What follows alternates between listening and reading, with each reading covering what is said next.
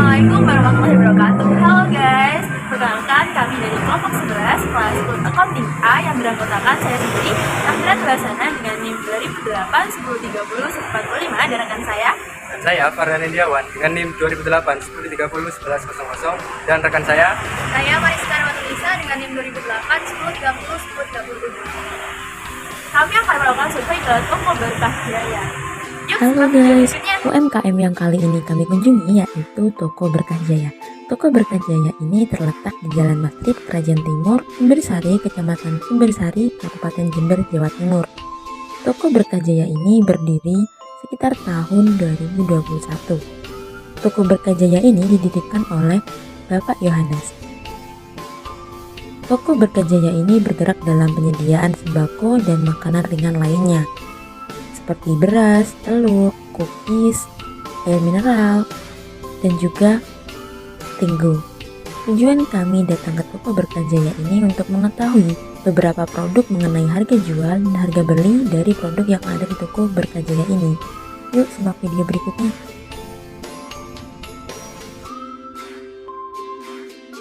Baik, di sini kelompok kami akan sedikit menjelaskan cara membuat laporan keuangan dengan menggunakan aplikasi Zahir dan juga Accurate. Nah, karena sesuai dengan perkembangan zaman, laporan keuangan kini tak lagi dengan cara menulis manual, melainkan dapat menggunakan aplikasi-aplikasi yang dapat membantu penyelesaian dalam siklus akuntansi. Kami memilih Toko Berkah Jaya ini sebagai objek dalam pengerjaan pada aplikasi software Zahir dan Accurate. Adapun kebijakan akuntansi yang digunakan dalam Toko Berkah Jaya ini, yang pertama tidak memiliki PPN, dan kedua penyusutan menggunakan metode garis lurus, yang ketiga peralatan memiliki masa manfaat 5 tahun. Untuk data supplier, terdapat 3 supplier, Udi Sejati, Agen MNO, Roxy, dan juga untuk customernya sendiri umum. Dan juga persediaan barang dagangan, ada beberapa produk yang dijual, namun kita memilih 7 produk yang akan kami input pada aplikasi Zahir dan juga Accurate. Yuk kita langsung ke pengaplikasiannya.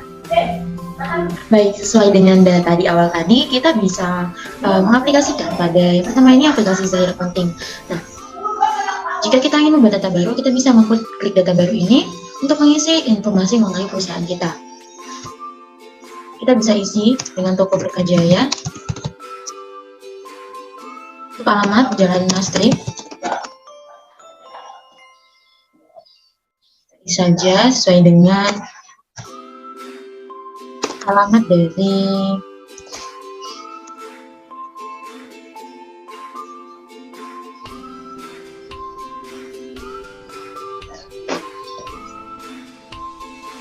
kita pilih periodenya, lanjutkan, kita klik lanjutkan, baik kita klik proses. Nah, data mengenai informasi perusahaan sudah kita proses, lalu kita klik lanjutkan. Kita klik ya. Selanjutnya pilih mata uang yang kita gunakan dalam aplikasi ini. Klik selesai. Baik. Data sudah dalam proses, kita tunggu ya teman-teman. Baik, nah ini merupakan tampilan awal jika kita sudah mengisi dari informasi mengenai profil perusahaan. Nah, baik sesuai dengan data-data yang kami peroleh dari Toko Berkah Jaya ini, kita bisa langsung mengisikan saldo awal dari UMKM ini. Kita bisa mengklik saldo awal akun, lalu kita isi dari akun-akun ini yang tersedia. Misalnya dari kas, kita cari akun kas.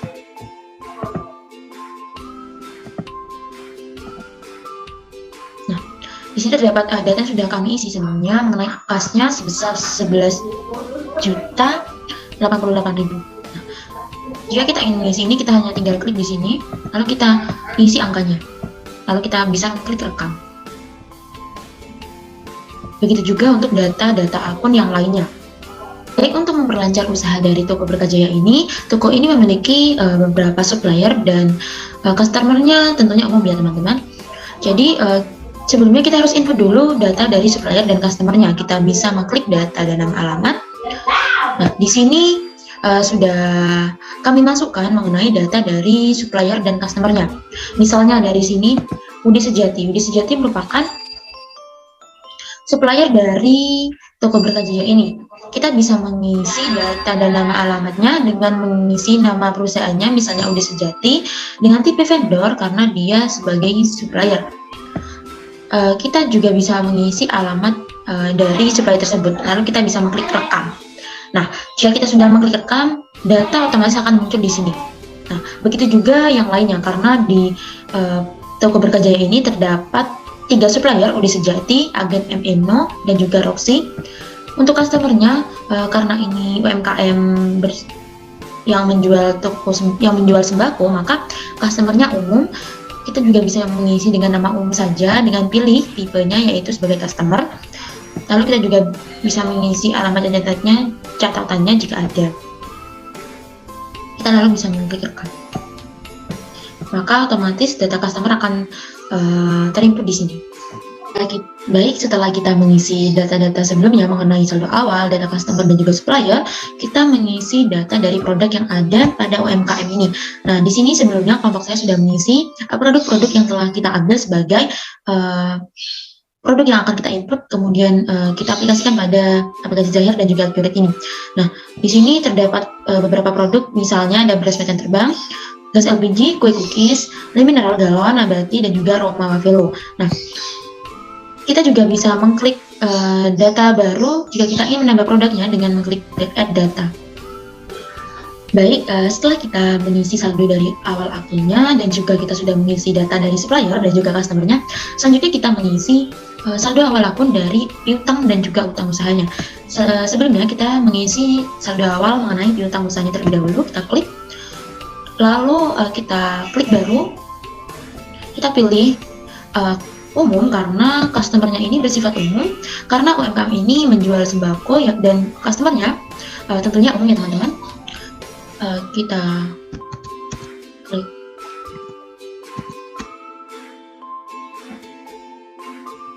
selanjutnya, kita isi nilai dari saldo piutang, klik rekam. Nah, jadi otomatis setelah kita mengisi data saldo awal piutang usaha akan terisi di tabel ini. Kita sudah terlihat, maka kita klik tutup. Baik, untuk selanjutnya adalah pengisian saldo awal utang dan persediaan. Nah, yang pertama, untuk mengisi saldo awal sendiri, kita bisa buka pada menu 1, terus saldo awal, setelah itu utang usaha. Nah, di sini kita bisa mengisi saldo awal utang usaha kita, yaitu bisa kita klik baru, dan kita pilih nama pemasok. Seperti ini. Nah, nanti kita pilih salah satu, lalu diklik OK, dan kita isi pada nilai hutangnya itu sebesar berapa, dan diisi nilai invoice-nya, serta tanggalnya dirubah. Kalau ini kan dari adanya Mei, jadi kita ubah jadi 30 April pada tahun 2020. Seperti itu.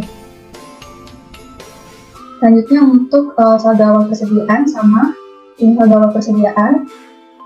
Sebelumnya pada tampilan ini akan kosong, jadi kita klik pada baru ini, lalu sama seperti tadi, kita yang headquarter ini dibiarkan saja, kita klik pada kode barang, kita pilih barang mana yang akan kita isi stoknya, seperti itu. Nah, nanti kita tulis stok awalnya pada berapa dan harga belinya itu berapa, lalu kita rekam, seperti itu. Selanjutnya untuk transaksi sendiri, di sini untuk transaksi penjualan, kita bisa klik pada opsi penjualan. Untuk penerimaan apa itu, kalau terjadi penjualan kita klik pada invoice penjualan, lalu tambah data.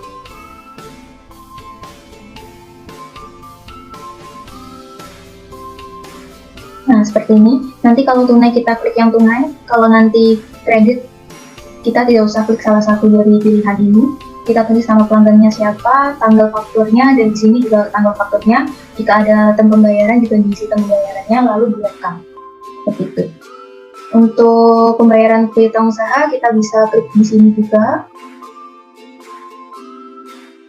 Seperti ini. Untuk akun kasnya ini bebas ya, bisa bank, bisa kas atau kas kecil atau kas bank atau apa. Terus ini dari siapanya. Kita pilih salah satu dari siapa. Lalu kita rekam senilai berapa, seperti itu. Untuk transaksi pembelian, kita klik pada pembelian, lalu penerimaan barang. Untuk transaksi pembeliannya, kalau kita klik tambah data juga. Nah, seperti pada transaksi penjualan tadi, kalau tunai kita klik pada kolom tunai, kalau tidak usah diklik salah satu.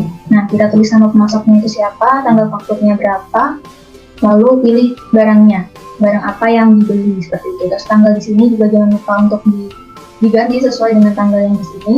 Kalau nanti kredit, kita bisa tulis pembayaran kalau ada, kalau tidak ada ya tidak usah. Seperti itu. Lalu untuk pembayaran utang bisa di sini, klik pada tambah data.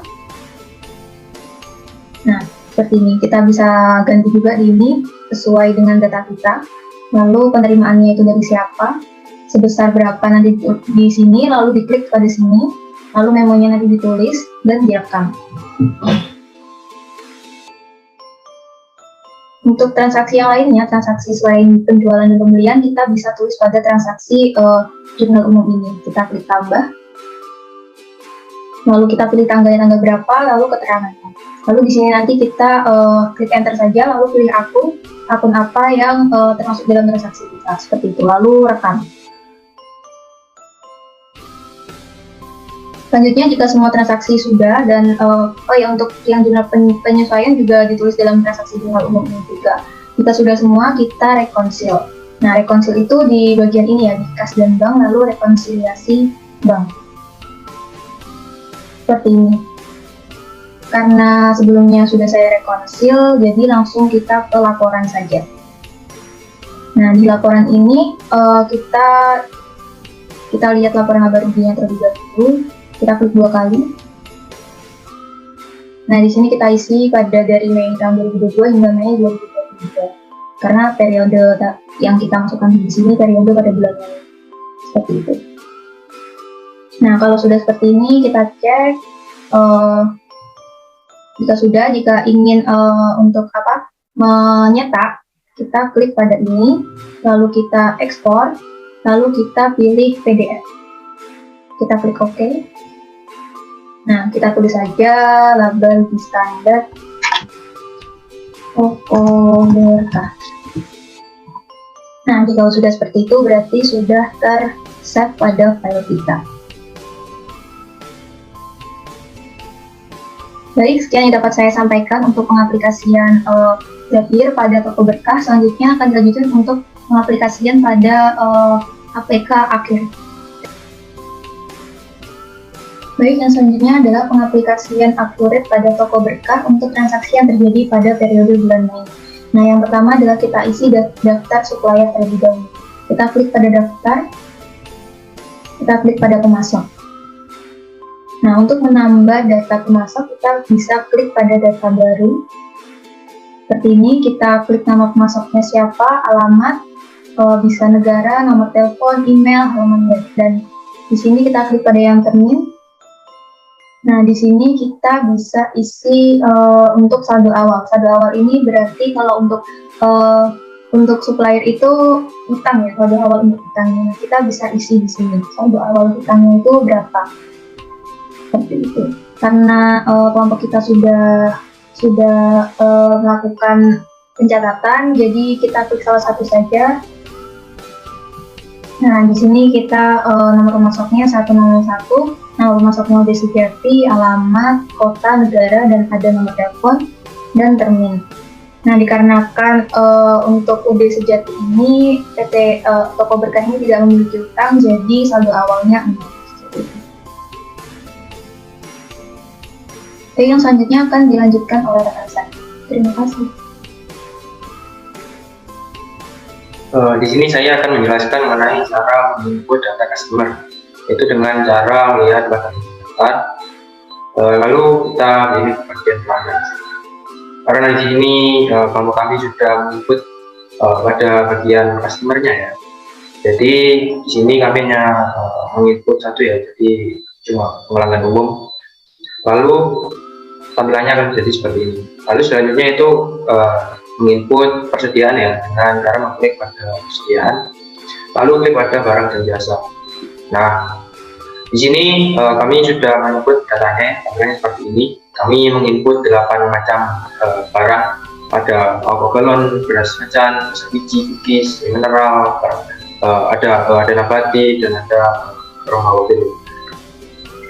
Setelah menginput persediaan, lalu kita menginput saldo awalnya. Saldo awalnya ada di daftar, lalu daftar akun.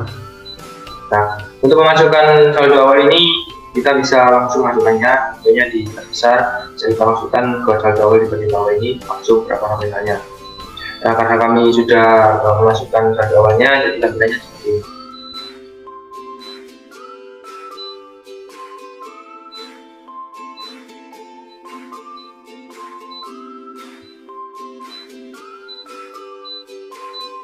Nah, untuk transaksinya sendiri di sini ada penjualan dan pembelian ya, karena kami sudah menginput untuk pembelian, untuk aktivitas penjualannya dan pembeliannya, maka bisa dilihat ada histori keputusannya seperti ini. Nah, untuk akun-akunnya sendiri seperti ini. Sudah kami input semua.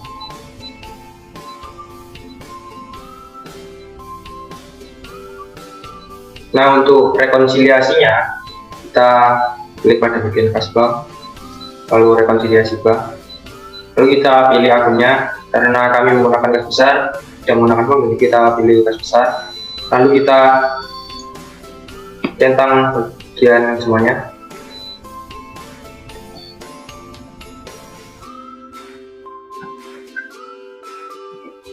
Nah, pada saldo rekening orang ini misalnya 0 ya, jadi langsung kita rekonsil.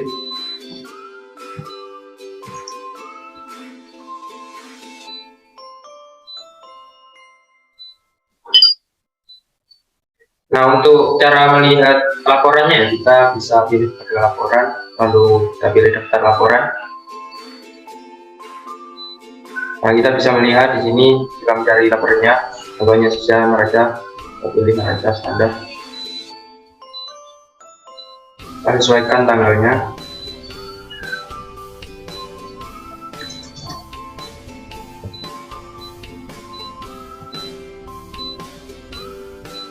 Nah, untuk neraca saldo pada PT Berkah ini pada pertanggal 1 Mei 2022 tampilannya seperti ini.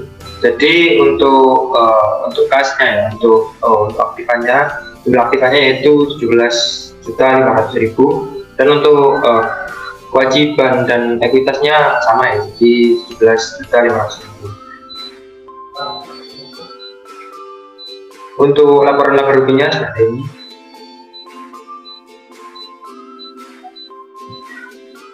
Kita sesuaikan tanggalnya.